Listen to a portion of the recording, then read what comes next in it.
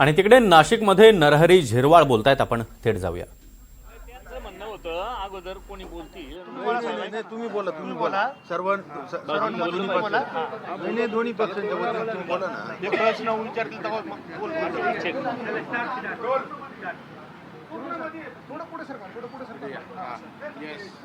नाशिक महानगरपालिका निवडणूक 25-26 याच्यासाठी जी काय आता निवडणूक होऊ घातलेली आहे त्याचा फॉर्म भरण्याचा अंतिम दिवस उद्या आहे.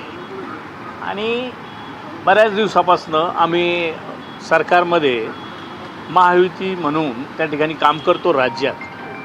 आणि मग इथे नाशिक महानगरपालिकेत महायुतीनेच लढावं अशा पद्धतीनं आम्ही छोटे म्हणून आम्ही वरिष्ठांकडं म्हणजे भाजपच्या वरिष्ठांकडे गेलो.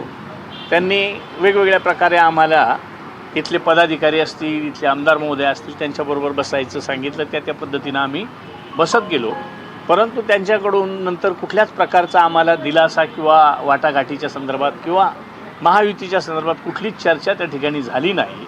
आणि म्हणून आम्ही आत्तापर्यंतही त्या पद्धतीनं वेटिंगला होतो. पण मग नाईलाजानं आम्ही का बाबा आपण सरकारमध्ये एकत्र आहोत. मध्यंतरी झालेल्या विधानसभेच्या निवडणुका तेव्हाही आम्ही आघाडीनं महायुतीनं लढलो. आतासुद्धा तसं होईल, कारण इथं नाशिकमध्ये ज्यावेळेला विधानसभेची निवडणूक लागली त्यावेळेला सगळे आमचे आमदार असतील, पदाधिकारी असतील, सर्वांनी मिळून भाजपला त्या ठिकाणी मदत केली. चांगलं भरघोस असं यश मिळालं ना. आम्हाला ती अपेक्षा होती का इथं आम्हालासुद्धा त्या ठिकाणी सामावून घेतलं जाईल. परंतु कुठल्याच प्रकारची चर्चा त्यानंतर झालेली नाही. आणि म्हणून आम्ही ठरवलं का शिवसेना शिंदेसाहेबांची आणि NCP अजितदादा गट यांनी आपण एकत्र येऊन आमच्या बसून एक 2-4 दिवस चर्चा झाल्या.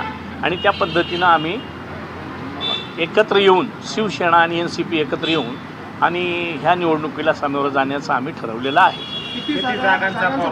जागांचा आम्ही अजूनही तुम्हाला सांगतो का आम्ही काल परवापासून तर एकच अपेक्षा होती का आपल्याला कुठून तरी महायुतीत लढायचं. तर मग जागा ठरवण्याचा तो विषय आलेला नव्हता. परंतु आता आमची चर्चा सुरू झालेली आहे. आम्ही आज रात्रभरात पूर्ण जागांचं कमी जास्त प्रमाणात पुढं मागं होऊन पण आम्ही सामंजस्यानं त्या ठिकाणी तो प्रश्न सोडवून आणि निवडणुकीला सामोरे जाणार आहोत. शिंदेने किती जागा मागितल्या? राष्ट्रवादी मागायचा विषयच आलेला नाही, द्यायचाही विषय आला नाही. कोणी कोणाकडे मागायचं याच्यापेक्षा मेरिटिव्ह जे काही इलेक्टिव्ह मेरिट ज्याला असेल अशा ठिकाणी कोणाला कमी होतील, कोणाला जास्त होतील तसं काही अजून हे नाही. पण निवडून आलं पाहिजे ह्या दृष्टीनं आम्ही उमेदवाऱ्या देणार. संख्याबळ कमी जास्त होऊ शकतो. तुमच्यासोबत घटक पक्ष पण आहेत का? आहेत ना. तुमच्यासोबत घटक पक्ष आम्ही वंचितला घ्यायचं अशा पद्धतीनं आनंदराव आंबेडकर साहेब यांच्याही गटाला घेण्याच्या संदर्भातली आमची चर्चा आहे. भाजपसोबत आपली जी चर्चा सुरू होती, कारण आपण भाजपला नेमका काय प्रस्ताव दिला होता तो त्यांना मान्य नव्हता. प्रस्तावात म्हणजे फक्त आपल्याला एकत्र लढायचं. तुम्ही आम्हाला सांगा का बाबा कशा पद्धतीनं लढायचं. तुम्ही कंडिशन घालून दिल्या तर त्याच्यात त्यांनी आम्हाला जर 10 जागा देऊ केल्या तर आम्ही 15 मागू का 20 मागू हा प्रश्न नंतरचा होता. पण महायुतीत लढण्याच्या संदर्भातच कुठं चर्चा करायला त्यांची तयारी नव्हती. म्हणून हा प्रसंग या ठिकाणी उद्भवला. भाजपने तुम्हाला गाफील ठेवलं अशी एक चर्चा आहे. आपण वारंवार प्रयत्न करत होता गिरीश महाजनांसोबत चर्चा करण्यासाठी, पण शेवटच्या मिनिटापर्यंत भाजप आपल्याला गाफील ठेवू पाहत असं आहे. आता गाफील म्हणण्यापेक्षा आम्ही तर विश्वासानं का बाबा ते मोठे आहेत, सरकारमध्ये आपण एकत्र काम करतो. आज ना उद्या आपल्याला सांगतील का बाबा तुम्हाला एवढ्या नाही एवढ्याच घ्या, मग त्याच्यावर आम्ही आमचं मत ठरवलं असतं. तुम्हाला विश्वासघात झाला का? तुम्ही विश्वासघात म्हणता येणार नाही. तुम्ही म्हणजे विश्वासाने आम्ही हे करत होतो. मग आम्ही विश्वास ठेवला होता आत्तापर्यंत का बाबा आपण महायुतीत लढू. त्यांच्या मनात काय असेल माहीत नाही.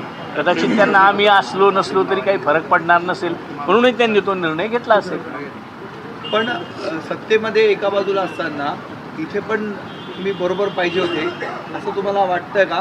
आणि राज्यामध्ये सत्ता पाहिजे होती त्यावेळेस तुम्ही पाहिजे होते महापालिकांमध्ये? नाही, आम्हाला राज्यात तर आपण आहोतच, आम्ही एकत्र आहोतच. पण आता ज्या नगरपंचायती नगर परिषदेला झाल्या त्याचा आपणही साक्षीदार आहोत ना. का त्र्यंबकमध्ये आम्ही शिंदे साहेबांना आम्ही एकत्र राहिलो. बघा बऱ्या इगतपुरीत आम्ही एकत्र राहिलो. काही ठिकाणी आम्ही भाजपासोबत राहिलो. म्हणजे एकमेकाच्या वेगवेगळ्या सिच्युएशनला फक्त निवडून येण्याचं स्किल जिथं असेल तिथं मागं पुढं आम्ही करायचा प्रयत्न केला. तिथं आम्हाला जागा कमी मिळाल्या का जास्त मिळाल्या हा काही विषय आम्ही कुठे चर्चेला घेतला नव्हता. तुमचा इगतपुरी आणि त्र्यंबकेश्वरचा त्यांना पराभव जिवारी लागला असं वाटत नाही का? कारण तुम्ही दोघं जण होते, त्यांचा पराभव केला दोन्ही ठिकाणी. आता जास्त तसं- जिवारी लागण्याची चर्चा आहे. असं काही म्हणता येणार नाही, कारण ती शेवटी खेळीमेळीची कार्यकर्त्यांची निवडणूक आहे. बऱ्याच ठिकाणी असं होत असतं का कार्यकर्ते सामावून घ्यावेत म्हणूनही कदाचित त्यांनी नसल घेतला आम्हाला. पण आम्हाला तर माहीत आहे की सर्वसामान्य कार्यकर्ता हा निवडूनच आला पाहिजे. म्हणूनसाठी आपण एकत्र राहून जसं आपल्यासाठी एकत्र राहिलो तसं कार्यकर्त्यासाठी सुद्धा एकत्र राहावं अशी अपेक्षा होती. समीर बरोबर. काही कार्यकर्त्यांचा पोस्ट समोर येत आहे. त्या पोस्टमध्ये तुमचे राष्ट्रवादीचे कार्यकर्ते असं म्हणतात केसांनी गळा कापला.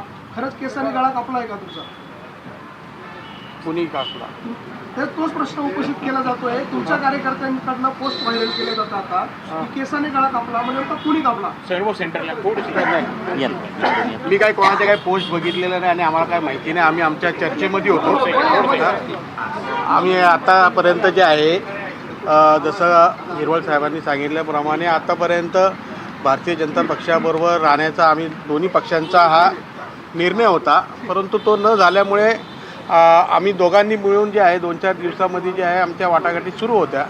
त्या सुरू असतानासुद्धा आम्ही त्यांची वाट बघितली, परंतु आम्हाला तिथून काही तसा सकारात्मक रिस्पॉन्स न आल्यामुळे आम्ही आणि उद्या शेवटचा दिवस असल्यामुळे आम्ही मग आता आज निर्णयास पोचलो की आता आम्ही दोघं मिळून जे आहे युतीने जे आहे आम्ही लढणार आहोत. फॉर्म्युला ठरतोय जागा वाटपाचा नाही, इलेक्टिव्ह मेरिट हा एकमेव फॉर्म्युला आहे. जागा कोणाच्या जास्त कमी हा प्रश्न नाही, पण इलेक्टिव्ह मेरिटवर आम्ही लढू.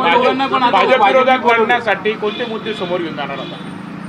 हे बघा, आम्ही वर जे आहे केंद्रामध्ये सुद्धा आम्ही एकत्र आहोत, राज्यामध्ये सुद्धा एकत्र आहोत आणि आदरणीय मोदी साहेबांचा एकच नारा आहे, तो म्हणजे विकासाचा. आणि तो विकासाच्या मुद्द्यावरच आम्ही ही निवडणूक लढवणार आहे. तेही विकासाच्या मुद्द्यावर आहे, आम्ही विकासाच्या मुद्द्यावर आहे. शेवटी आमचा हेतू हा आहे की जनतेचे प्रश्न सोडवणे, जनतेचे जे कामं आहेत त्यांचं प्राधान्य लक्ष देऊन ते कसं त्याच्यामध्ये सकारात्मक भूमिका घेऊ शकते हाच आमचा मुख्य अजेंडा असणार. जर आता भाजपने आपल्याला बोलवलं चर्चेसाठी किंवा युतीसाठी तर आपण काय भूमिका घेणार दोन्ही? आता बोलवलं जर तरची गोष्ट त्या जेव्हा निर्णय घेऊ, आमचे वरिष्ठ निर्णय घेतील काय करायचं. भाजपने कुठली भूमिका जाहीर करण्याच्या आधी तुम्ही जाहीर करत आहात. तर तुम्हाला तुम्हाला आम्ही जाहीर करतोय म्हणजे आता आम्ही इथे बसलेलोच होतो आणि तुम्ही आपण सगळेजण एकत्र. तर तिकडे नाशिकमध्ये महायुतीमध्ये फूट पडलेली आहे. बातमीपत्रात वेळ झाली एका छोट्याशा ब्रेकची. हे आहे NDTV आणि आपण पाहत आहात NDTV मराठी.